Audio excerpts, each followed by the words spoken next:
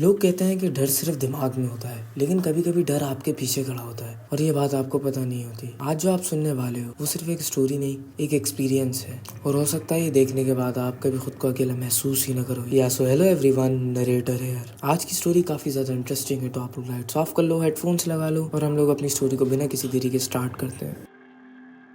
मेरा बचपन एक ऐसे एरिया में गुजरा है जहाँ एक पुराना सा टूटा हुआ वाटर क्लीनिंग प्लांट था। दूर से देखने पर वो सिर्फ एक पुरानी बिल्डिंग लगती थी, लेकिन जैसे ही तुम उसके पास जाते एक अजीब सी फीलिंग आती, जैसे हवा हैवी हो जाती और ऐसा लगता है जैसे कोई तुम्हें देख रहा है। वो क्लीनिंग प्लांट इतना पुराना था कि उसकी दीवारें टूट रही थी, विंडोज के ग्लास पहले ही टूट चुके थे और अंदर सिर्फ अंधेरा ही अंधेरा था। के वक्त भी वहाँ धूप नहीं आती थी। बचपन से ही हमें मना किया जाता था कि उस जगह के पास मत जाना, लेकिन बच्चे होने की वजह से हम हमेशा क्यूरियस रहते थे कि वहाँ जाना क्यों मना है। सबसे ज्यादा डर उस जगह की कहानियों से लगता था। लोग कहते थे 1960s में कुछ खतरनाक डाकू वहाँ पर छुप गए थे और फिर वो जिंदा बाहर नहीं आए। उनकी लाशें महीनों बाद मिली, आधी सड़ी हुई, और तभी से उस जगह के आसपास से अजीब आवाजें आने लगी। रात को लोगों को चीखने की आवाज सुनाई देती, कभी किसी के चलने की आवाज और कभी किसी के हंसने की। और कुछ लोग ये भी कहते हैं कि उन्होंने वहाँ किसी की चमकती हुई आंखें देखी। वो गर्मियों की छुट्टियों के दिन थे, धूप तेज थी लेकिन हवा हल्की हल्की चल रही थी। हम सब कजन घर के अंदर बोर हो रहे थे और हम काफी ज्यादा शोर मचा रहे थे, लड़ रहे थे और सच बोलूं तो हम बहुत ज्यादा तंग कर रहे थे। तभी हम में से बड़े कजन ने डिसाइड किया कि हमें बाहर ले जाना चाहिए बेरीज तोड़ने के लिए। ये हमारा फैमिली का एक ट्रेडिशन जैसी चीज थी। हर साल हम हेल्थ के लिए बाहर जाते जहाँ फ्रेश जूसी बेरीज मिलती और बाद में दादी उसे बहुत मजे की पाए बनाती थी। हम सब फौरन रेडी हो गए। हर किसी ने हाथ में एक छोटा सा बकेट लिया और चेहरे पर एक्साइटमेंट थी, लेकिन एक प्रॉब्लम थी। बेरीज की फील्ड तक पहुंचने के लिए हमें उस वाटर क्लीनिंग प्लांट के पास से होकर गुजरना था। शुरू में सब नॉर्मल था, हम हंस रहे थे, मजाक कर रहे थे जैसे हमेशा होता था। बड़े कजन हमें डरावनी कहानियां सुना रहे थे और वो कहानी इतनी ज्यादा सच लगती थी कि हमें वाकई में डर लगने लग जाता था, लेकिन हमें भी सुनने में बहुत मजा आता था। जैसे ही वाटर क्लीनिंग प्लांट के पास पहुंचे सब कुछ बदलने लगा। अचानक से सब चुप हो गए, ना कोई हंसा ना कोई बोला, बस हवा की हल्की सी आवाज और दिल की धड़कन। मुझे क्लियरली याद है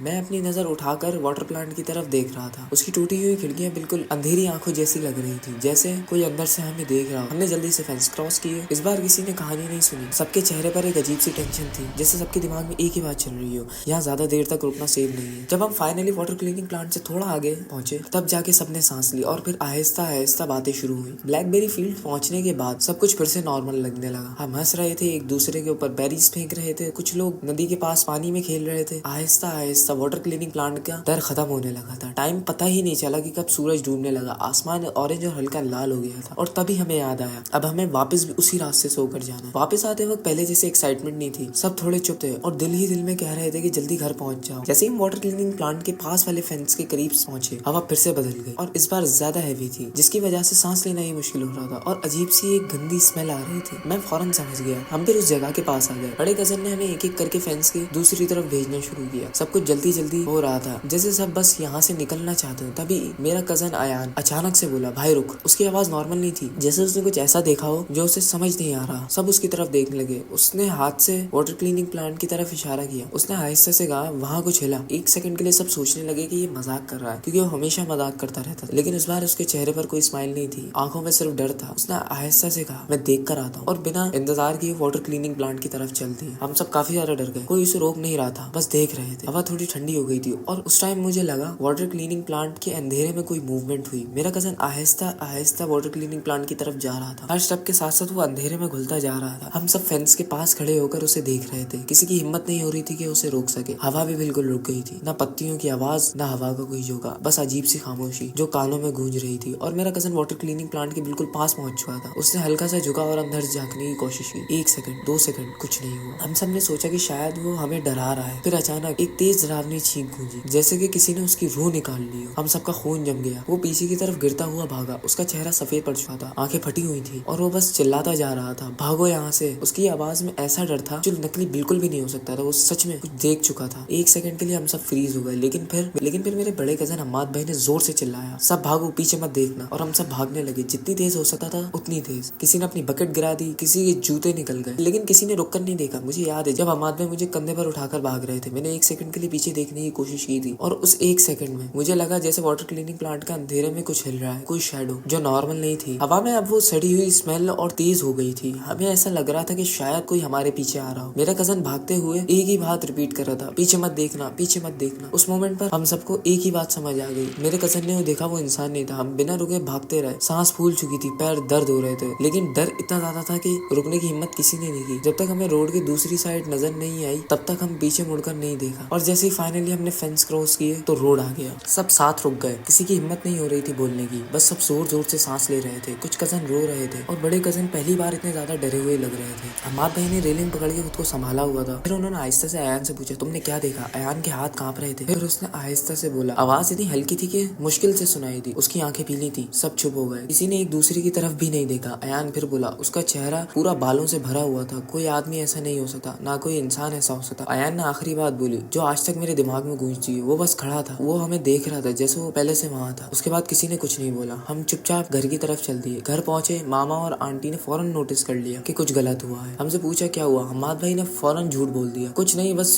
झाड़ी की तरफ कोई जानवर था, बच्चे डर गए उसे देख। उन्होंने हमें समझाया और हक किया और बात वहीं खत्म हो गई। लेकिन सच सिर्फ हम जानते थे, बात वहीं खत्म हो गई। उस दिन के बाद हम में से किसी ने भी वाटर क्लीनिंग प्लांट के पास जाने की कोशिश नहीं की, ना दिन में ना रात में। और कभी कभी जब मैं आज भी वो दिन के बारे में सोचता हूँ तो मेरे दिमाग में एक ही सवाल आता है, वो चीज अगर सिर्फ देख रही थी तो उसने हमें जाने क्यों दिया? तो यार बस आज की इस वाली वीडियो में इतना ही। अगर वीडियो तुम्हें थोड़ा सा ही पसंद आए तो लाइक कर देना, चैनल पे नए सब्सक्राइब कर देना। और तुम्हारे साथ भी कभी हॉरर इंसिडेंट हुआ या कोई हॉरर स्टोरी हो तो मुझे सेंड करना चाहते हो तो बिना किसी हेजिटेशन के तुम ईमेल या कमेंट्स में सेंड कर सकते हो। मिलूंगा तुम लोगों से अगली वीडियो में। Good bye.